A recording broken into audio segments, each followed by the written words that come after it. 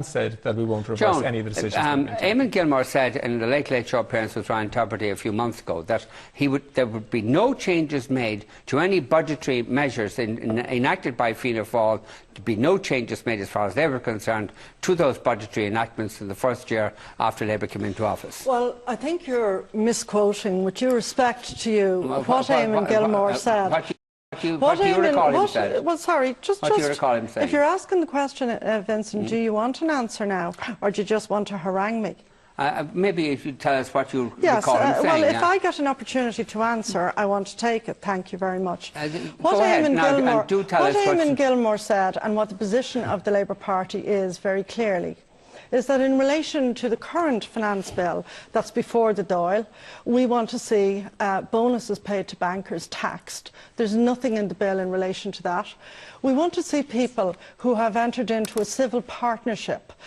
They were to have special arrangements made to provide for the same taxation benefits. You promised you'd say, in order to stop me harassing or heckling you or whatever you said, haranguing you, you said that you'd answer my question was, well, what is your memory of what he said on the Late Late Show? What he said was that it was not going to be possible to reverse everything. If the government make some serious cuts to all of these things that you said that you won't cut, if you're in power in the next 6 months or a year or so on, will you reverse those cuts? No.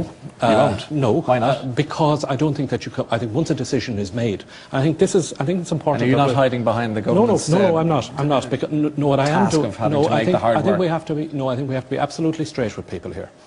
I think the politics of promises is over. No. When the Labour Party, yes,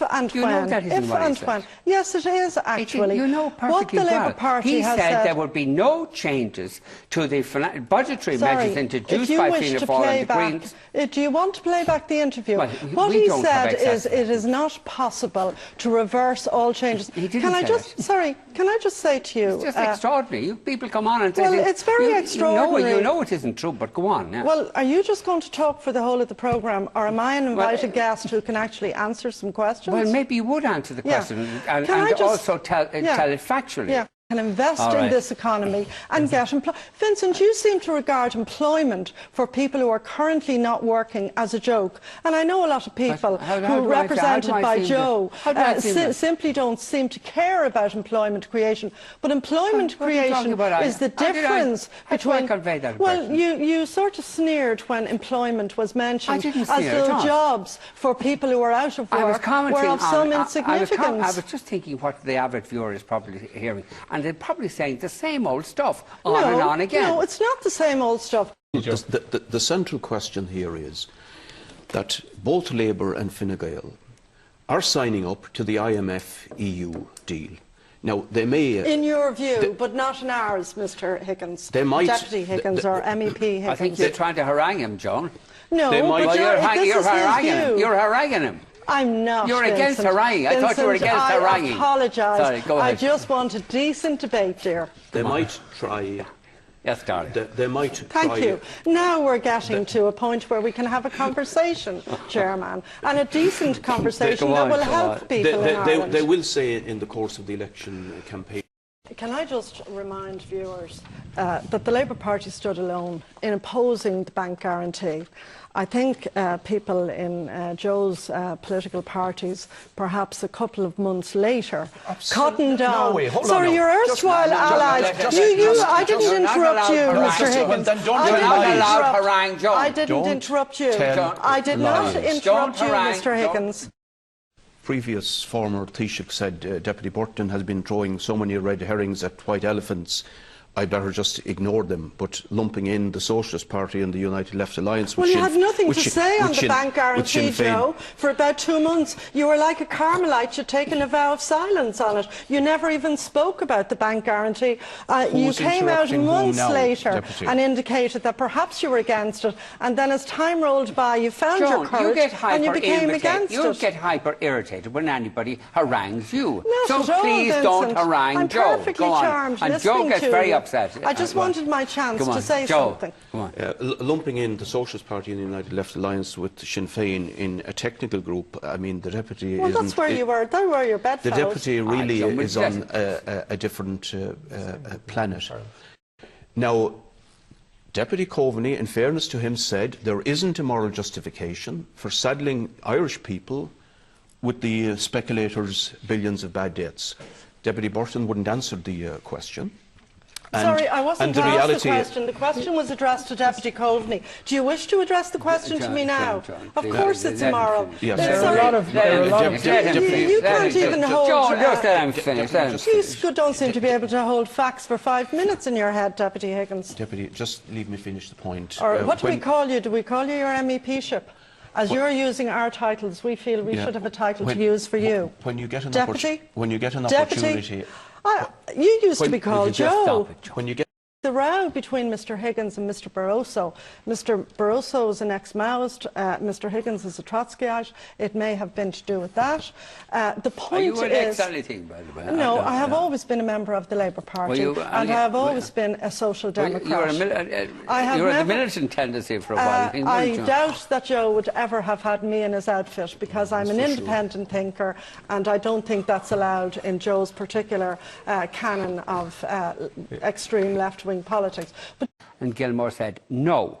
Tubridy asked why not, and Gilmore said no, because once a decision is made, we have to be straight with the people. The politics of promises is over. I'm not going to go around the country and tell people here and there that cuts that were made will be reversed after the election. That's what I said, he said, and that's what you disputed repeatedly. No, it's not what you said, he said. What did I say? Eamon Gilmore has God, you're amazing. You are quite amazing. Election. So this is precisely what I said, he said, and you went on and on and on, saying, no, he didn't say... I didn't go on and on. Yes, you did go on and on. No, I didn't, Vincent. Yes, you did. And he said, oh, no, he said, we'll...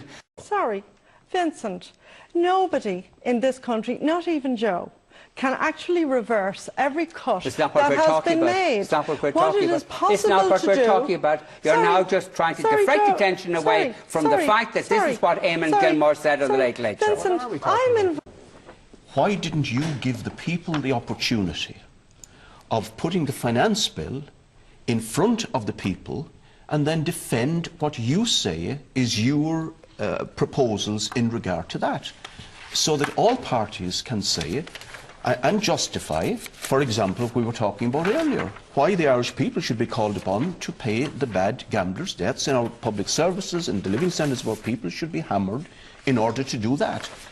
But both of your parties deliberately connived with the government because you want Fianna Fáil. Well, that's a lie. You want... That's a lie. You're now lying. You're using political lies to try and do down people who want... Sorry, don't speak about me in that derogatory way, if I may say so, you haven't Mr Higgins. Interrupting me sorry. all night, well, sorry. Deputy. Perhaps you're just unable to deal with women as equals. Our job is to get... Well, sorry, tough, if your little ego is hurt.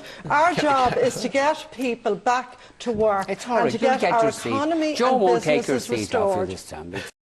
You had the opportunity this week to vote on a motion that would, if it was still there, would end the... It is still there, Joe. Sorry, you're technically wrong. There was no indication the Green Party would vote for it. Joe, you keep on interrupting. You keep on haranguing him. Why don't you let him? You hog most of the time on the programme, and then you harangue other people or harangue him. You speak in long paragraphs, and I get a couple of sentences. You speak in long chapters. No, I want a couple of sentences. No, I want a couple of sentences. He's actually wrong. Joan, let him finish. Joan, let him finish. Joan, let him finish what he's saying. Thank Joan, you. Thank you. Or Joe, I mean. And will you then let me in? Because Joan doesn't want to finish what she has to say. Just, Joe. No, I was actually talking to Deputy Simon Coveney here. Well, talk away, Mr Higgins. The point is... Would you like to move closer to the government... Here you go. You can't stop. The point is, we have a government that doesn't have a majority. What is the point? Get to the point. You're talking now for ages. It's okay. You're going to get a seat. There's room for the two of you in that constituency. It's okay. You don't have to harass them the whole time. The question is that in the middle of this week... We have a lot of people unemployed. Please, Joan, stop. And worldwide yesterday evening, which means there were tens and tens of thousands of tweets. Right now, Joan Burton is trending worldwide. Wow. Yeah, there you go. Don't tell Vincent that, he'll get upset. I know Vincent will kiss him. No, I'm not a bit upset. Come on, what are they tweeting about Joan?